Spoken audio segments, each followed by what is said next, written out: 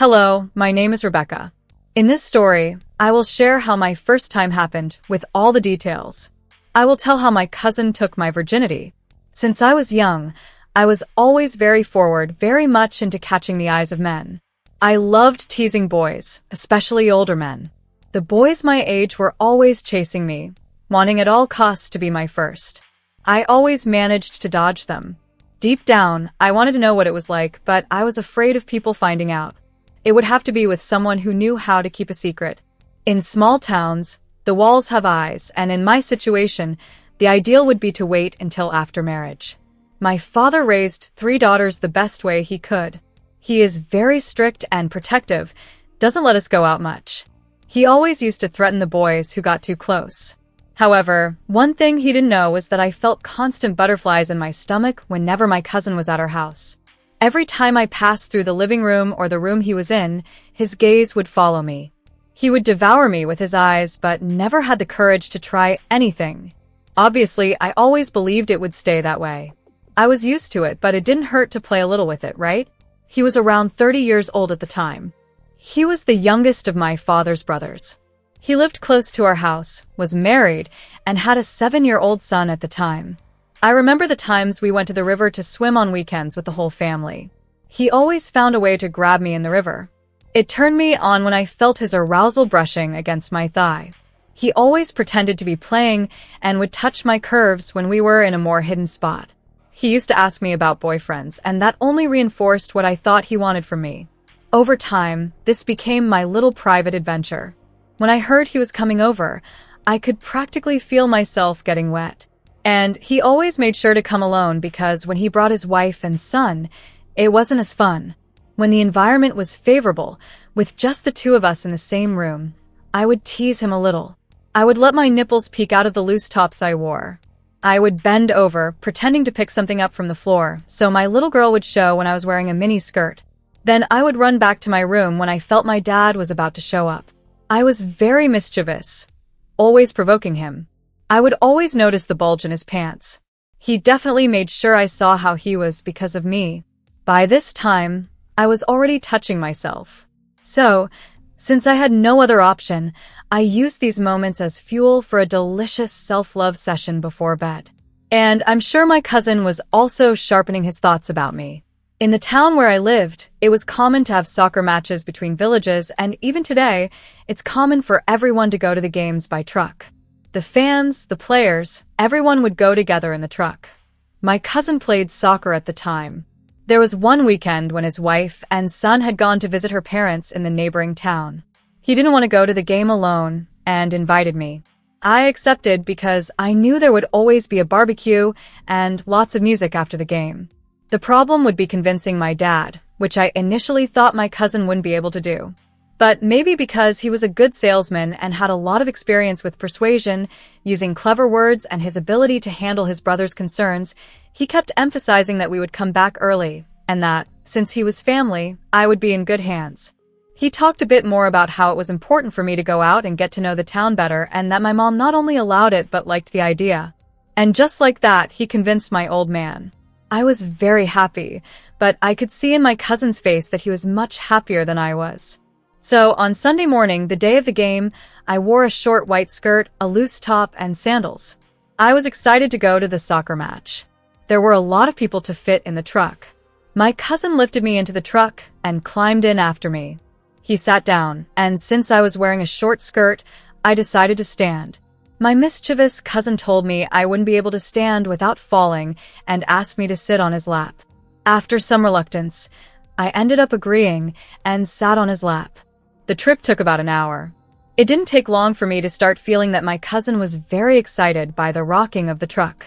He was getting more and more worked up, almost bursting out of his shorts. It felt like I was sitting on a piece of iron. I was getting wet too, but I couldn't let it show because there were so many people in the truck, and I would die of embarrassment.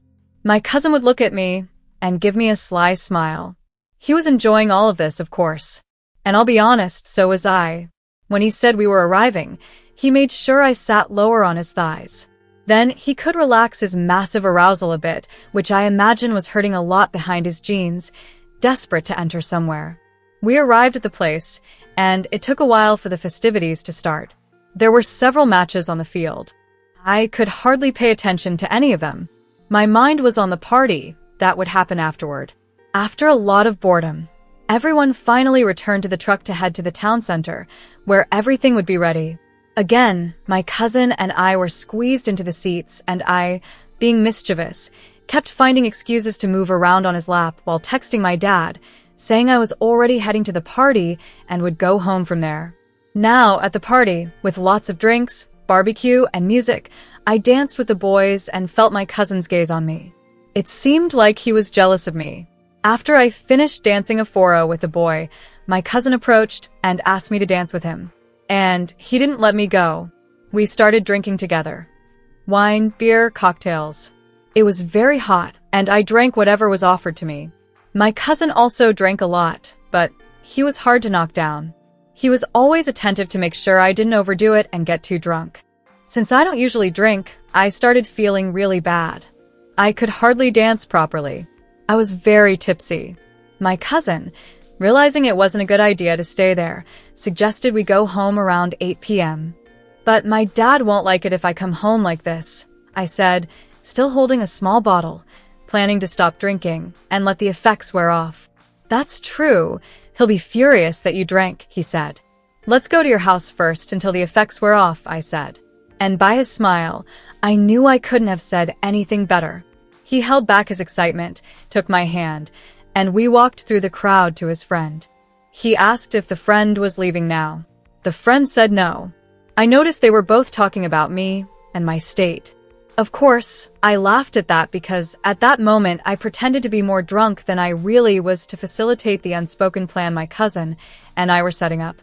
And it was this act that made the friend more willing to lend us his truck keys, with the promise that my cousin would return them before 10 p.m. Finally, he came back with the keys. I got in the car with him. We walked to a darker spot and quickly found the vehicle. We got in, and the feeling of relief came over me. I was desperate to use the bathroom, and the trip would take a while, maybe about 20 minutes by car. We talked about various things to pass the time, and I noticed he was looking at me shamelessly now, since he didn't need to hide it with no one around. And I didn't help either, with my body sprawled on the passenger seat, letting the bumps of the truck pull the fabric of my top down, revealing what my cousin was dying to see. It was the only time I enjoyed the fact that the road was so uneven. With every bump, more of my skin was exposed, until there was nothing left to hide. And I, without any shame, let him look as much as he wanted, still talking and not commenting on my situation. We're almost there, he said, and I sighed in relief. It was much faster than I expected. Wow, it's much faster by car than by truck. Much faster, he said. Finally, he helped me out of the truck. My bladder was about to burst, so I had to walk very slowly to the door. After he opened it, I rushed to the bathroom to relieve myself. It was just enough time to get my clothes out of the way, and all the water came out, making a deep sound of a strong stream. Oh, the joy of relief was wonderful. I cleaned myself, put my skirt back on, and then went to the kitchen to drink water. I was dying of thirst, and it was crucial to hydrate myself to lessen the effects of the alcohol. Since I was very familiar with my cousin's family, I opened the fridge myself and filled a glass. I told him to prepare a towel for me, but I don't think he heard. He was busy listening to an audio message his wife had sent. All I could hear was her saying she would be back tomorrow morning. I left them talking and went to take a shower. I didn't dare close the door. I took a quick shower and stepped out of the stall. I called out to him, saying I didn't have a towel. He promptly came with a yellow, fragrant, and clean towel that must have belonged to his wife. He took the opportunity to look me up and down, and I didn't care. I let him look as much as he wanted. I even pretended to have trouble wrapping the towel around me to give him more time to take it all in. From that moment on, it was decided it was going to happen. I had never had an opportunity like this before, and it probably would never happen again. I wasn't going to make the first move. I waited for him to make a move, but afraid he wouldn't, I made it easier for him. I threw myself on the bed, pretending to want to sleep a little, but in doing so, since I hadn't tied the towel properly, it came undone, leaving me exposed. I lay on the bed, completely uncovered. It didn't take long. After a few minutes, I felt something wonderful. A sensation so good, something soft and wet wanting to be between my petals. It invaded curiously, stretching my tight slit, which was now blooming because of that soft muscle coming from my cousin's mouth, exploring every corner of my passage, tasting my flavor and my acidity. It was a true tongue bath. I tried to resist, but it was too much. I knew it was wrong, but without opening my eyes too much, I put my right hand behind his head and pressed him even harder against my fruit, wanting him to drink more of me. I was releasing a lot of nectar. I even started to give little thrusts. I began to whisper, half-dazed, "Stop, stop, not like this, you can't, keep going." Then I panted and looked at his face, so dedicated to making me give in, to make my cave cry for him. "You've teased me too much. I can't stop," he said in a threatening tone. But I never did, cousin. I can't. I tried to warn. I want to be the first. You, perfect like this, sooner or later would drive someone crazy for you, someone willing to do anything to be your first. I can't miss this opportunity. I'm the best person to introduce you. Someone close. I couldn't help but agree. Deep down, that's what I wanted. I was flattered by his admiration. I had always sought this. I had always dedicated myself to being the most proper of my sisters. I was the one who took the most care of my skin and appearance. Finally, my dedication was being rewarded. I threw my head back and forgot about the world. I didn't want to resist anymore. My doors were already open, wanting visitors. I wanted to be filled, to be made a woman. Everything was harmoniously perfect. I knew he wouldn't spread it around because he had too much to lose, just like me, lying there with open arms on that warm bed, the sheets tightly gripped in my fingers, completely surrendered, vulnerable, thinking about my dad, what he might be doing at that moment, what he would do if he knew how I was now, wide open for someone. It was a delicious feeling of danger, of secrecy, of doing something at that moment that no one could know about. I also thought about his wife, my aunt by marriage. I was in their bed, and tomorrow she would lie there without imagining the position I had been in, without imagining where her husband's mouth had been. I felt more alive than ever. This first time of mine ended up giving me the satisfaction of a lifetime. Then, lost in these thoughts, I felt the heat of a bull on my body. He came to kiss me, to intertwine his muscle with mine. I noticed his face was flooded with my pheromones, and that made me even more excited, if that was even possible. This first experience of mine defined my taste for it. Today, I only like men like that, who truly enjoy the fruit, who savor me entirely, as if I were a feast.